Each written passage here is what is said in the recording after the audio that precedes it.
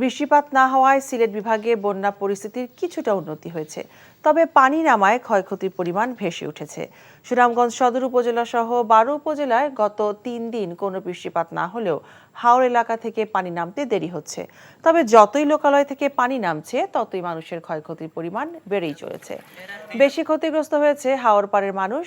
এদিকে এবার বন্যায় সব থেকে বেশি ক্ষতির সম্মুখীন হয়েছে মৎস্য চাষিরা। বন্যায় জেলার 1000 পুকুরের 4000 মেট্রিক টন মাছ ভেসে গেছে। এতে মৎস্য চাষিরা প্রায় 72 কোটি টাকার লোকসানে পড়েছেন।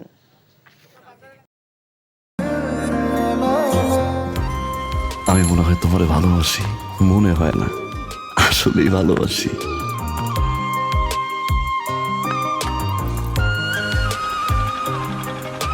আপনি যে আমাকে ভালোবাসেন আমি টের পাই।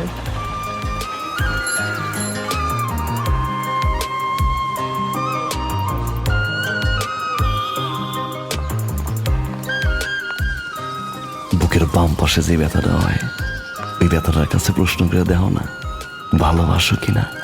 10 টাকা 10 টাকা ঘুরাইয়া দেখেন ভাগ্যের চাকা। Lottery lottery lottery.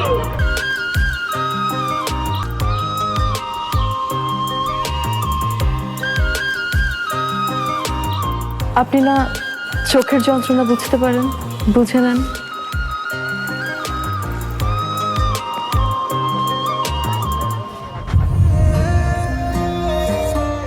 কিন্তু পুরো জগৎ মিথ্যা বলতে পারে, মানুষের চোখ কিন্তু কখনো মিথ্যা বলে না। তোমার ওই চোখ বলে তুমি আমারে ভালোবাসো। আপনি কি আমারে দেখছেন? এখন জন্ম সনদ দিয়ে খোলো বিকাশ স্টুডেন্ট অ্যাকাউন্ট। নিজের বিকাশ নিজে কর।